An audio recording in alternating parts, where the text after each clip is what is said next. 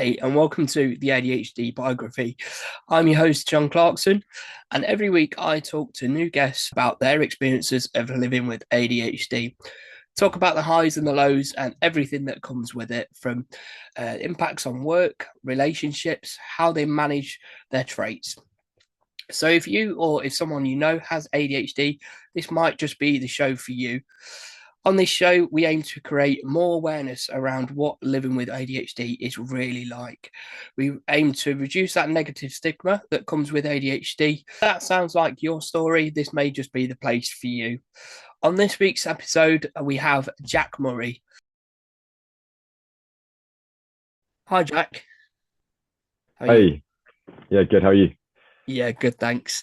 So thanks for coming on the show. It'd be great if you could just give the listeners a quick introduction about yourself. Yeah, of course. Yeah, my name's Jack. I'm 18, just came out of A levels into the kind of world of work. Kind of me personally, I love doing kind of outside stuff. I love kind of going hiking, doing with sports. Yeah, that's a little bit of me. Wicked. Cool. So, Jack, obviously we're here to talk about ADHD. So I'm Yeah. really interested in hearing about your journey and kind of where it all began for you. Yeah. I think as anyone with ADHD, you do have those traits when you were younger, but I guess they always get passed off as just being an excitable young kid. I did get diagnosed in about year 10, year 11.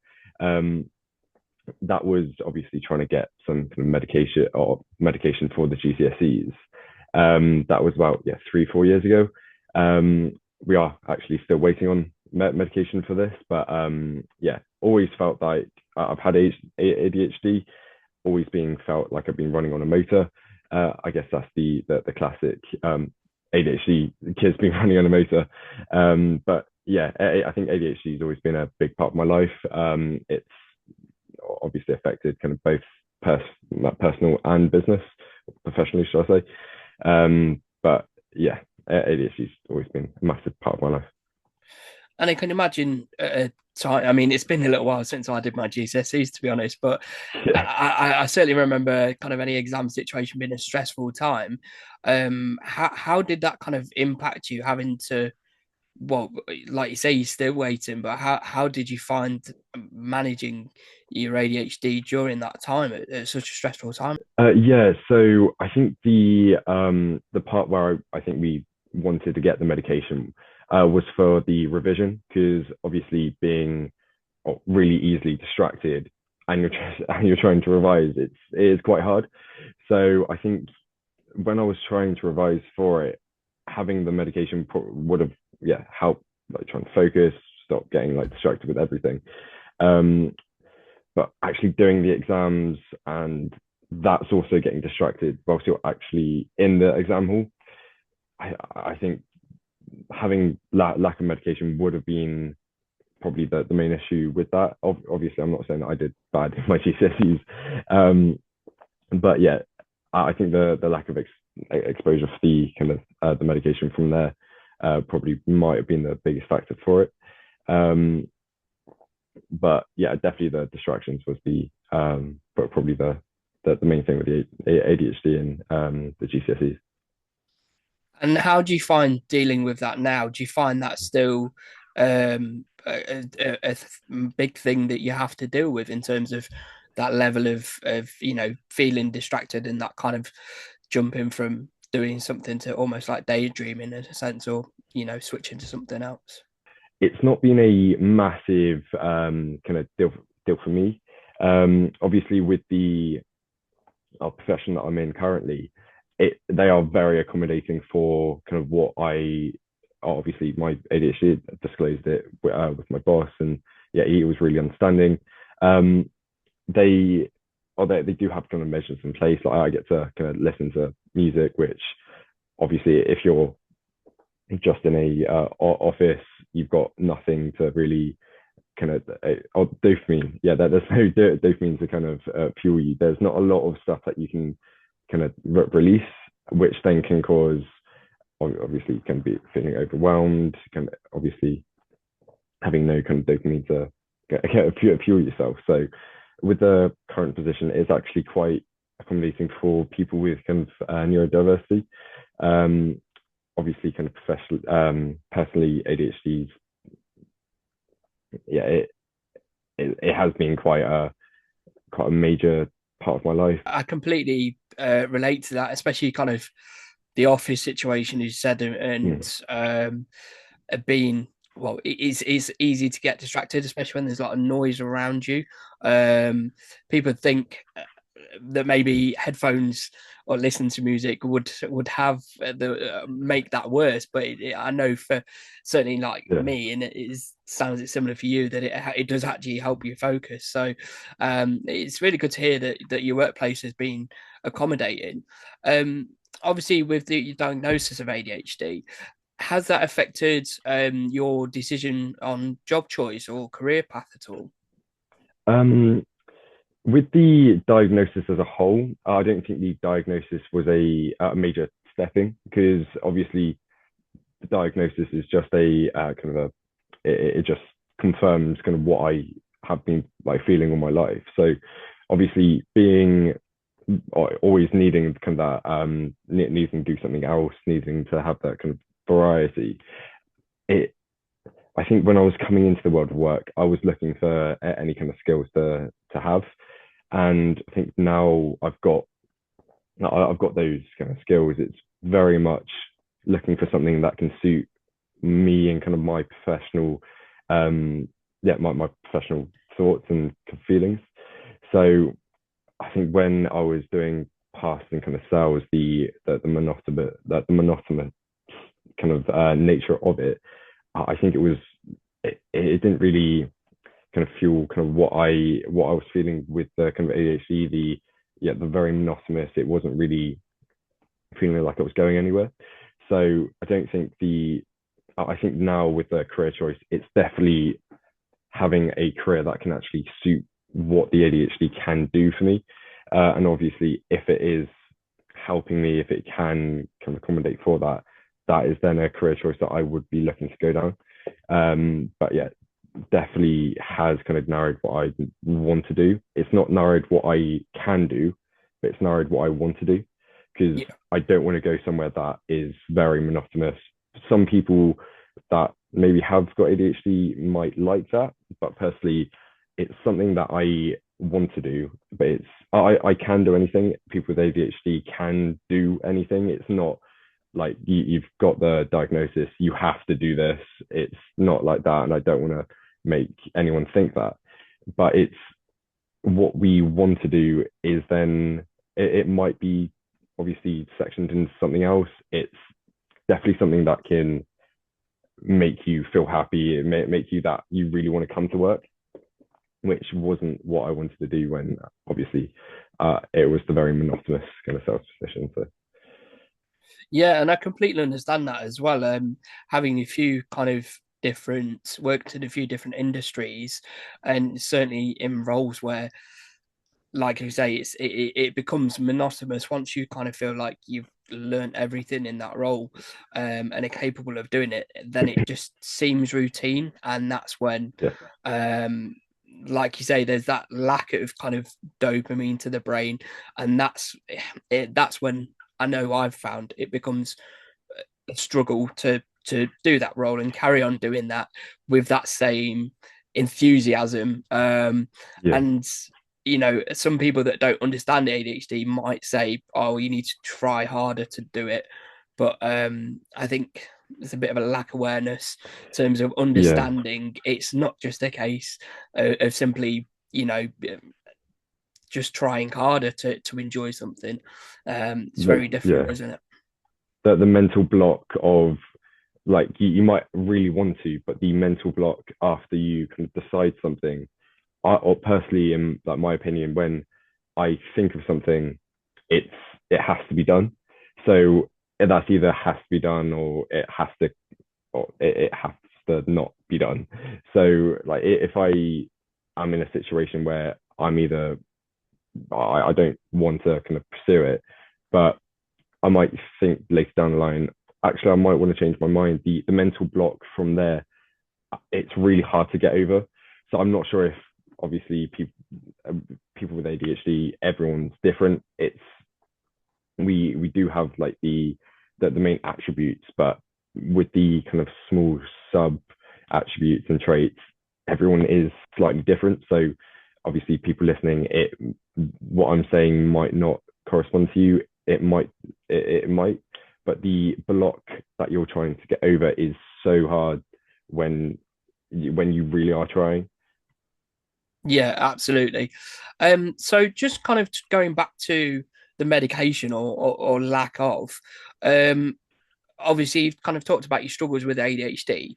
How have you, is there anything you can share that maybe people listening to this that are kind of struggling with that same thing? Maybe they're in a monotonous a job and can't find that level of enjoyment, and Yeah. somebody that can relate to your experiences.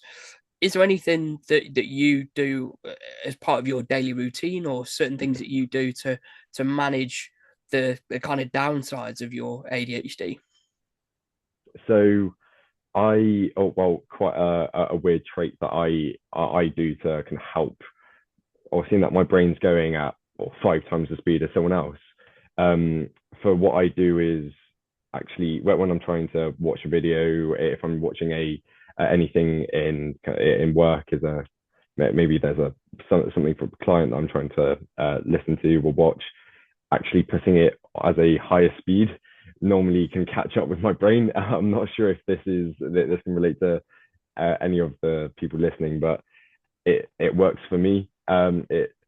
It tickles something in my brain. I'm not sure if that makes any sense, but yeah, that's what I personally do. Um, Also, probably the people listening, your colleagues, is gonna probably relate to this, but leg tapping or leg shaking, kind of tapping, always trying to kind of move. Even on your lunch breaks, having a walk, even something simpler as that, having that kind of motion, having that kind of exercise can also quite help that. Because if you're stuck in an office all day, you're sat, there's no kind of your body's trying to get you to do something.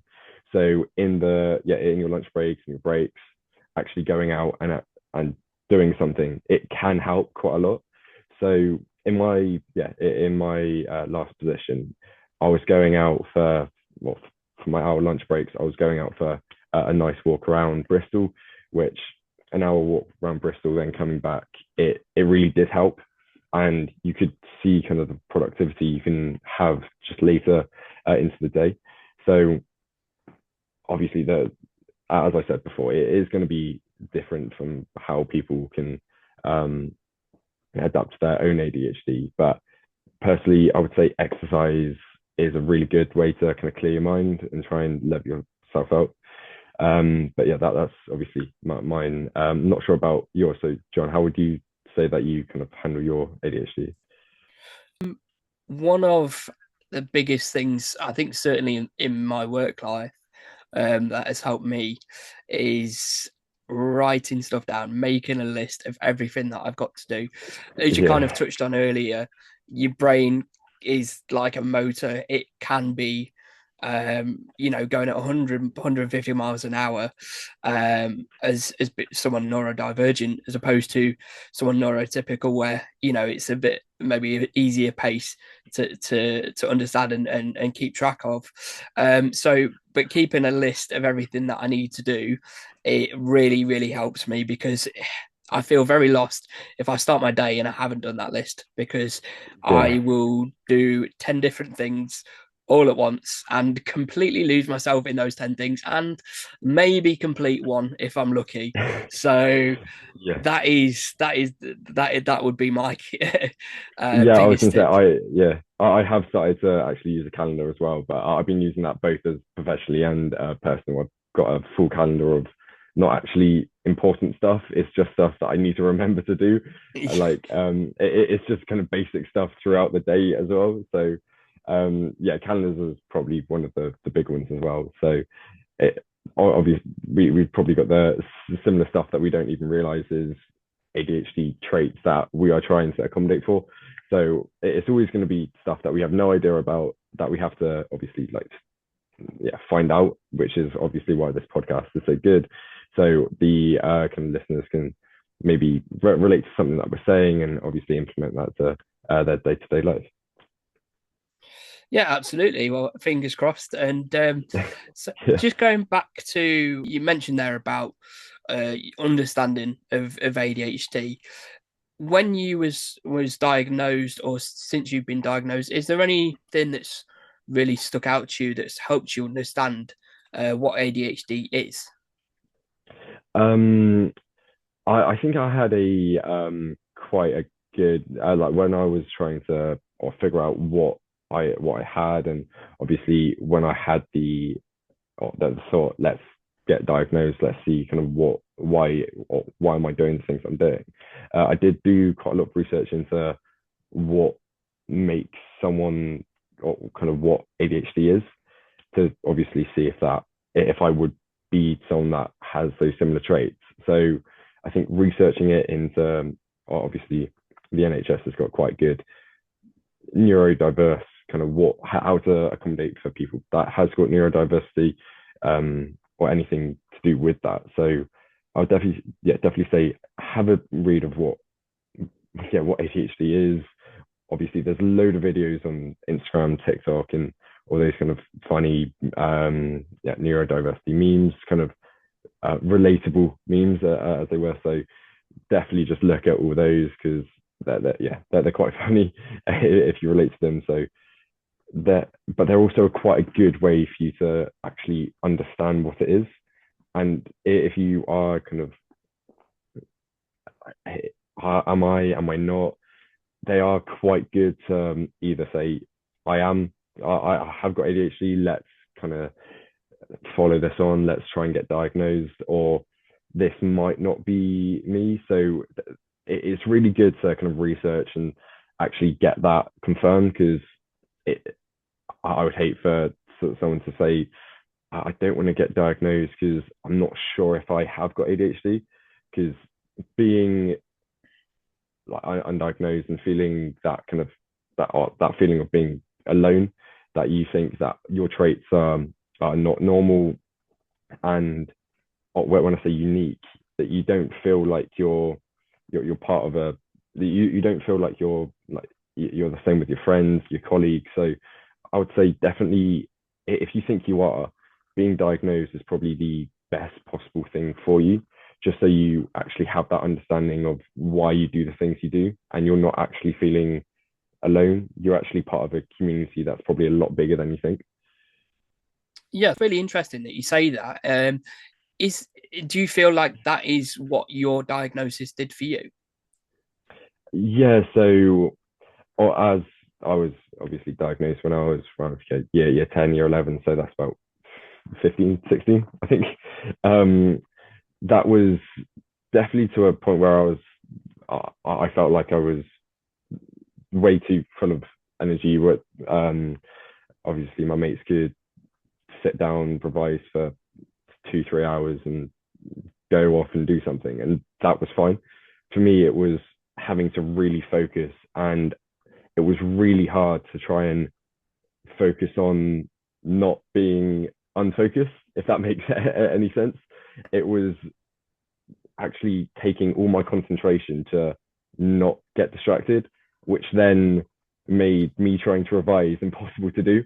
So I think having that feeling of I'm actually that this is not just me, this is actually normal for people with ADHD. It obviously that didn't just make a flick and it just made me fine. It just made me feel like I'm not just the weird one out, like the one, yeah, the odd one out. So I think having that diagnosis, it just made me feel like I, it wasn't just me feeling alone. So I think the diagnosis really did help. That's really interesting, especially as kind of someone that's still going through that process to go to get an official diagnosis, which is even more difficult as an adult. Mm. Yeah, it is really interesting. So with that diagnosis, then you said about like not feeling alone, and I know that's certainly when I was kind of first aware that I might have ADHD, it felt quite a lonely place because you didn't really know where to turn or who there was that might understand it. Has getting that diagnosis helped you connect with other people that's got ADHD? Um, in regards to people that I personally know, I don't really know anyone that has got ADHD. I think it does seem like if you have it, you don't really want to talk about it. I think there is a stigma about what you should say, and I don't think that a lot of people think it's quite normal. Um, Having to actually speak about it, I think a lot of people just think you shouldn't say it. It is something that you should keep to yourself. So I might know maybe 5, 10 people that have it, but it's the trying to communicate with them and then not either saying that they have it, or maybe they're undiagnosed, as like what I was saying before, that they don't want to say, oh yeah, I think I do have ADHD because they haven't got that diagnosis yet. So yeah, that's what I was saying before, that I think everyone should, if you think you have it and you feel you are quite in that lonely place, having that I have got ADHD, getting the diagnosis, and then you are then part of that community that you can then either help other people. Because if you are feeling alone, there is going to be a lot of other people that is feeling alone in your same situation. So you stepping up and helping, well, yourself really, knowing that you do have it, that can then lead to other people stepping up and saying, oh yeah, I think I should get diagnosed as well. So you doing one thing can lead on to a knock-on effect to help other people. Yeah, and I certainly agree. It's really interesting as well that you said about like the negative stigma. I think that is something that obviously definitely exists in society, especially considering that it's estimated that 5 to 8% of the global population actually has ADHD. So it seems to be a much wider thing than what we are necessarily aware of. How do you think that we as society can kind of create better awareness around it if there is a significant percentage of the population that does have it? Well, I do have quite a few kind of ideas for this. So obviously, Neurodiversity Week it's a really good thing. It can spread awareness, but the awareness that it has, I don't think is probably as large and as prominent as it could be. Like when it was Neurodiversity Week, yeah, I did a post on LinkedIn, and the people at kind of work, the people that I was speaking to, wasn't actually where it was even Neurodiversity Week. So I think if we do some more stuff and try and get more stuff in workplaces, or trying to get or the word out quite or a lot more, it can help the people that is feeling that kind of feeling of feeling alone. So I think if we try and push the word out and try and get Neurodiversity Week more out into kind of the general public, and trying to actually have that as more of available for people, I think that would be a lot better. Yeah, I certainly think so, and hopefully, kind of more things like this podcast, what we're trying to do here, Mm, other bits on social media and stuff like that, and definitely, like you say, in the workplace, I think more can be done. It's obviously you've talked about how accommodating your company is. That you work mm, for currently, it'd be great to see that in other businesses too. I know that in the past I've previously worked for some that weren't quite aware but were accommodating when they were kind of made aware. Others that mm, didn't really do too much. So I think that there's not really a standardization in UK businesses for neurodivergent people to accommodate those. I think there definitely could be more done on that. yeah. Just going back to, so we've touched on the kind of difficulties that you have with your ADHD, how you can manage it. Can you tell me about a sort of almost superpower that your ADHDs you get from your ADHD? I would definitely. I'm sure this is going to be similar to a lot of you listening. but actually hyper focusing on a particular thing. Um, it is definitely something we can turn on. It's something that if we are really invested in something, you will put all your time into it and you haven't even realized you have. The hyper focus into doing something at like 100% is it feels amazing. You don't realize that you are hyper focusing on something until someone interrupts you, and then you can't turn it back on. It's going to be the most annoying thing for someone that has got it. But yeah, I'll definitely say you're hyper focused, and the ability to actually put 100% into a particular thing that you're doing is definitely a superpower that comes with ADHD. Cool. That's great stuff, and I can definitely relate because I was doing some kind of work on the podcast the other night. I think I came up here to speak to someone. Said to my fiance, "Yeah, I'd be down after an hour or whatever it was," and then 3.5 hours later, she's like, "Oh, are you actually going to spend some time with me tonight?" And I was like, "It was 9:30, and I'd come up here like 6 o'clock." So yeah, I can definitely hate to like losing that track of time when you get so Yeah. stuck in. For our listeners, where can they keep up with your journey? Where can they connect with you? If you can connect with me on LinkedIn, you can see my journey. So my LinkedIn is just Jack Murray. So if you want to connect with me on there, I'll be happy to kind of reply back to anything you want to ask me. If you've got any questions, queries, yeah, I'll be happy to reply back to you. Okay, yeah, that's great, Jack. That's yeah, really appreciate the discussion. You've given us some really great insights to what it looks like. Obviously, receiving your diagnosis, still joining school, and then going into the workplace as well. Also, in terms of managing it and playing videos at twice the speed and things like that. That's something that I'm Yeah. definitely going to go away and try now. I think that definitely might be useful for me. And yeah, I think we'll certainly have that feature on the podcast as well, which might help a few of our listeners. So Yeah, of so no, course. that's really really beneficial. It's a pleasure to have you on, Jack, and yeah, appreciate everything you've given today. Thank you. Cheers, John.